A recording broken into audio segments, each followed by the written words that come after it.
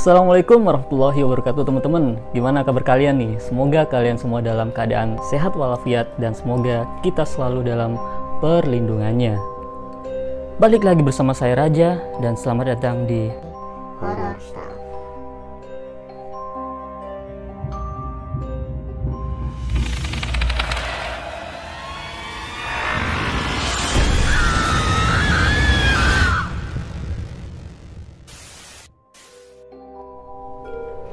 Kita tidak pernah tahu kapan, di mana, dan dengan cara apa bertemu dengan makhluk gaib. Kalau diminta untuk memilih, aku tidak akan mau bertemu dengan mereka. Karena bertemu dengan mereka pasti bukan pengalaman yang menyenangkan sama sekali. Di sini, saya akan menceritakan kisah tentang diri saya sendiri sewaktu masih di bangku SMA. Sebelum menceritakan kisah saya sendiri, bagi teman-teman yang belum subscribe nih, langsung aja di subscribe channel ini ya.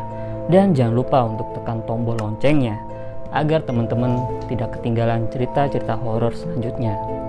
Dan juga nantinya saya lebih semangat lagi nih untuk membuat kontennya.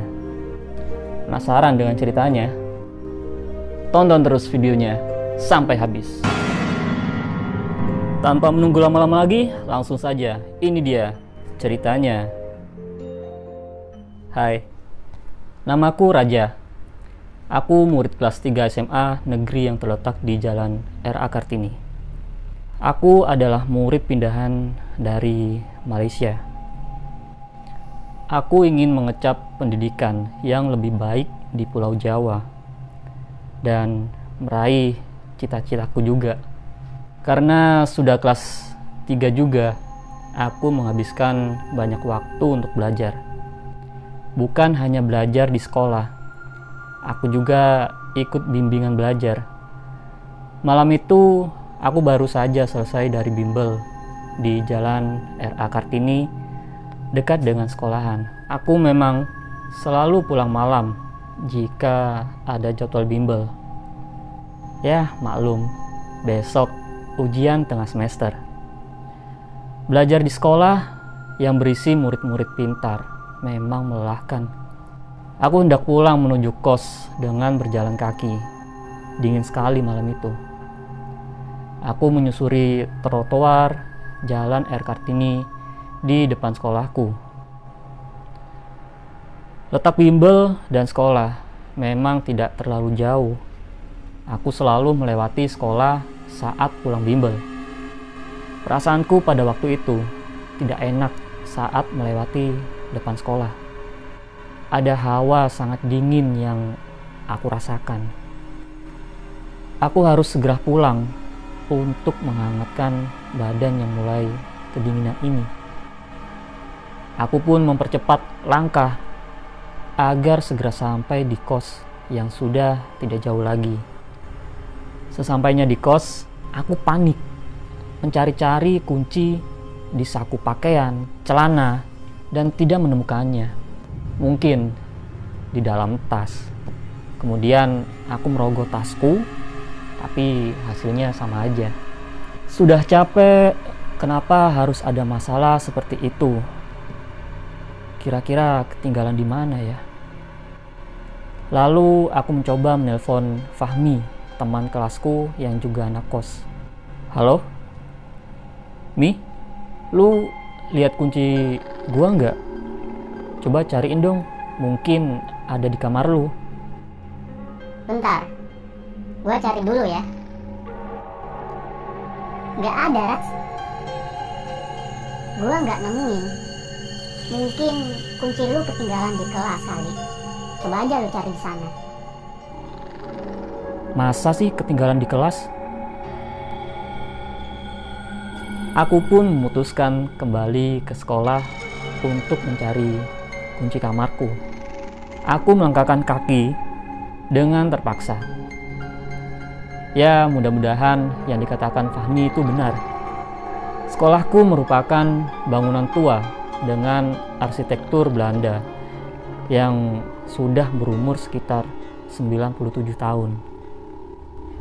Catnya sudah mulai memudar, jendela-jendela besar yang berdebu membuat suasana sekolahku pada malam itu sangat menyeramkan. Itu kali pertama aku ke sekolah pada malam hari.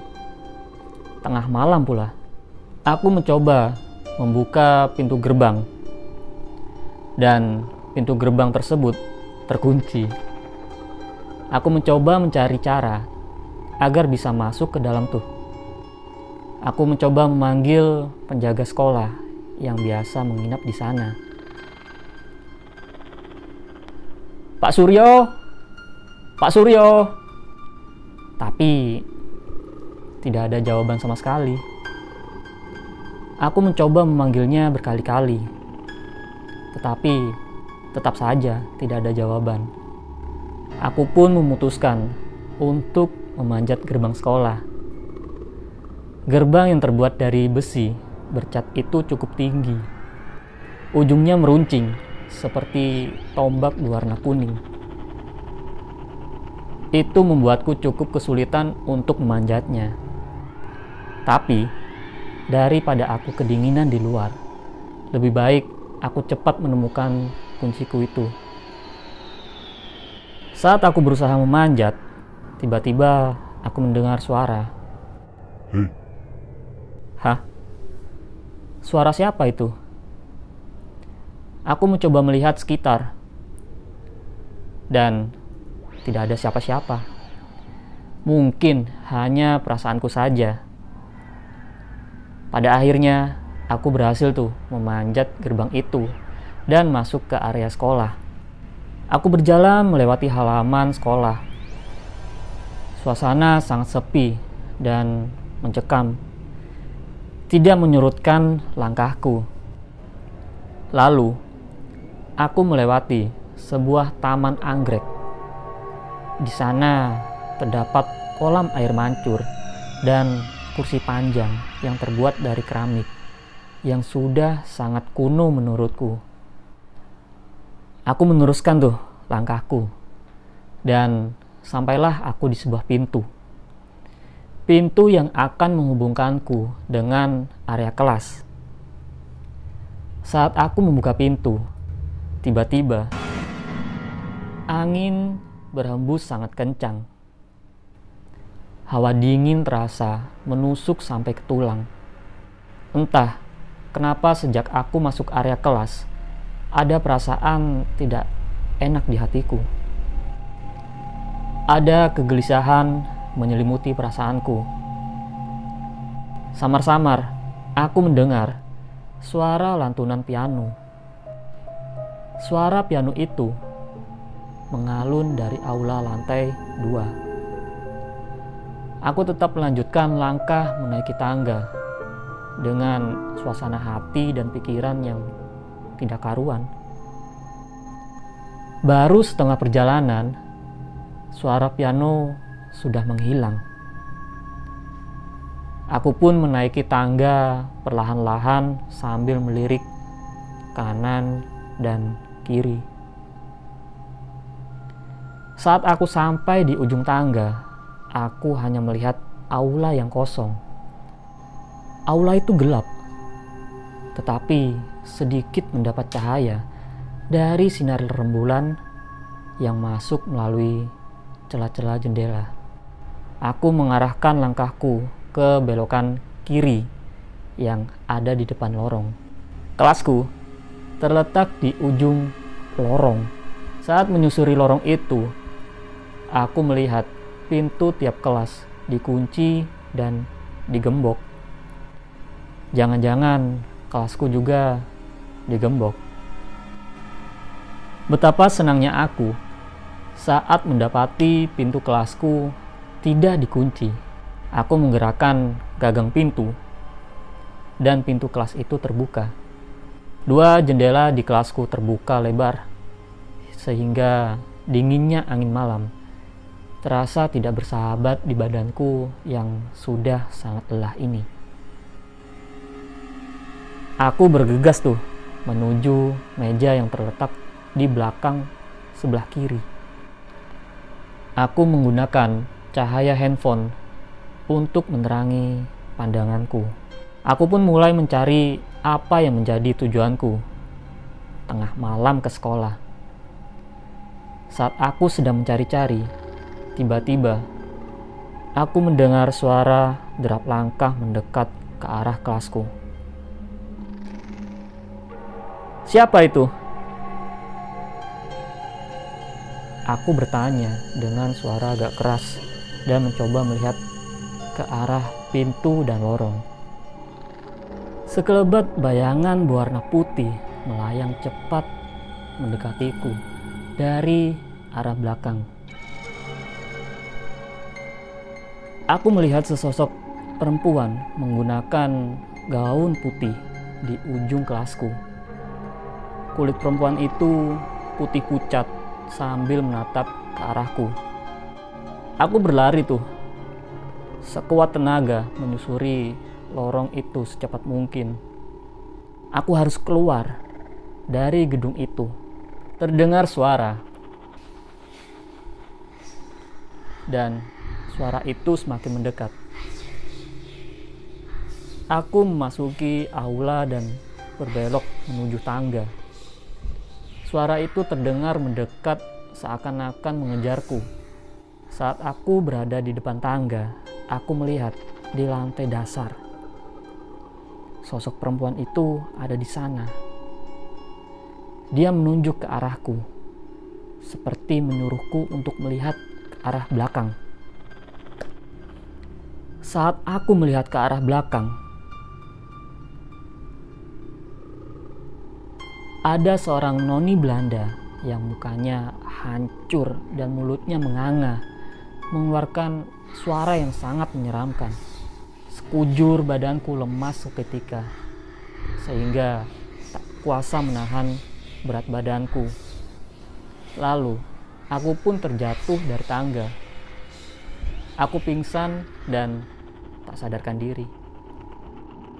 Singkat cerita, aku terbangun dan mendapati diriku di atas sofa di kamar Pak Suryo. Katanya, penjaga sekolah itu mendapati diriku tergeletak di lantai dan dia menggotongku keluar. Pak Suryo memintaku untuk menceritakan apa yang aku alami tadi malam. Ekspresi Pak Suryo seperti ketakutan mendengarkan penjelasanku itu.